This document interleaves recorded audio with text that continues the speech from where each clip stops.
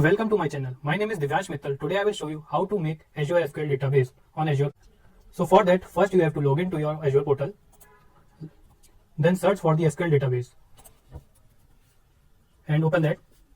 So I have already a database available. So we are going to create a new database from the start. So for creating a new SQL database, first click on create. Then our create window will open up.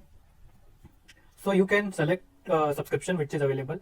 My subscription is free trial, and here is resource group. If you want to use your existing resource group, you can use that, or you can create new resource group. So we will create a new resource group. Now we are going to put a new resource group name. Put name like you can remember. So I will put resource group 2, then OK. Then go down. If you have already used SQL, so you have to put a database name, and you can put any database of your choice. I will put a database name as a person, and I will put DB so I can remember what's my database name. Then we are going to select server. So we are going to create a new server, create new server. So basically this database server is like that you can access this database from cloud link. Like if you will give your any database name, person server, then you can use this link to access your database. Location you can keep as it is and use the SQL authentication, and you have to put a admin name. So I will put admin person just to remember which admin is accessing, and you can create any password. Keep the password that you can remember. I will put it. So now we have already put our password and confirm password, so it is matching. Now we are going to click OK. After creating a new server, we have to select want to use SQL Elastic Pool. Elastic Pool is such that if you are sharing your resources with other people, so you have to select yes. But since I am using my this database alone, so I will select no. Keep it standard. So after this, directly click on review and create. We don't need to do this type of setting. So create, review and create. Now see and check all the information like you are using free subscription or not. Otherwise you will be getting get charged. And check for your server name. This is person server. Look for your admin login name. Remember this admin person. I have kept this, and nothing to change here. Just click on create. So as now we have created our database and our deployment is completed. So we have to go to resources, then go to the query editor, and here we have to log in with our password which we have kept. So I will put here my password which I have kept.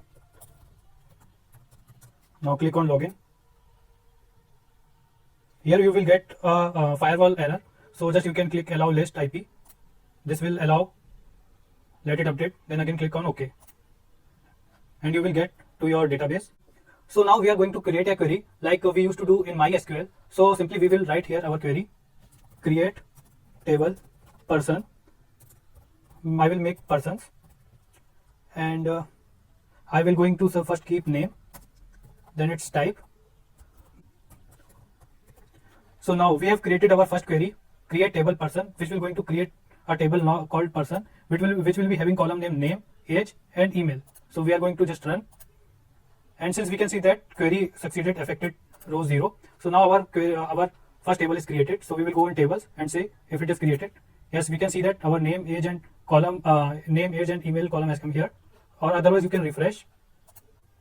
Now since our first table is created, now we are going to create our second query, which will be insert query. So for that we will go to the new query, and here we will put insert into your table name, where the values is first your name. I will put my name, then your age. I will put some random. Okay. After putting all your query, just click on run. You will see a message query succeeded. This means the query is inserted. Now for seeing if it is inserted properly or not, we will going to create a new query which is select all query. So for that we are going to click on new query and create a new select all. Click on it. It will open a new query. So now like we used to do in MySQL, similarly syntax we are going to use here. Select start from your table name and just click on the run. And our query succeeded, and we can see the result. So we inserted Divyansh36 and user1@gmail.com. So it was our select all query. Now first we are going to put one more query, then we will update query. So for that we will go to query 2 again, and here we will change the entry.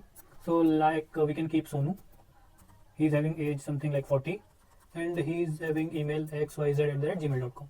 So again we are going to run this query, and again we are seeing the message query succeeded, affected rows 1. So another entry is now available in the table, which is having the name Sonu, age 40, and the email address xyz@gmail.com. So we can see this by going our select all query, then again running it. Now we can see two entries. One is previous one, the Vyansh one, and another this random Sonu with age 40, and he is having email xyz@gmail.com. Now we are going to update query and update this Sonu, his age. His age I will change it using update query. So for that, let's create a new update query. Click on the new query. Now new query 4 is coming here, new tab. So we will going to put a query which will going to update the age. So for that we will going to update, and we are going to put your table name, which is persons, set age equals to let's suppose we have to change age to 2020, where name is equals to Sonu. So this query is we are going to update the age of the person who is having the name Sonu and set his age to 20. So again we are going to run the query, and we can see the message query succeeded, affected rows 1. So let's check again if the age is changed or not. So again we are going to go to our select all query, then we are going to again run query. So now we can see the new age of the Sonu. Now it is set to 20. So this was our select all query, and we updated the query. We can also save the query. So for in future, just you have to click on the run, and accordingly you can do your work in just a one click. So now we are going to create a new query which will be going to delete our entry from our table. So for that, again go to new query. Now we are going to put our delete query. So it is delete from persons, where name is equals to, we are going to delete a table in which name is having Sonu. So we are going to delete this, and again click on run, and we can see that our query is succeeded. Again we are going to see if it is deleted or not. So again we will go to query 3. This is our select all query, and we are again going to run, and you will see the Sonu entry will get disappear from here or deleted from here. So again we are going to see, check, select star from this and run, and we can see that our last query Sonu 1 is deleted successfully, and we successfully executed our delete query. So I think in this tutorial we covered all the basic CRUD operation.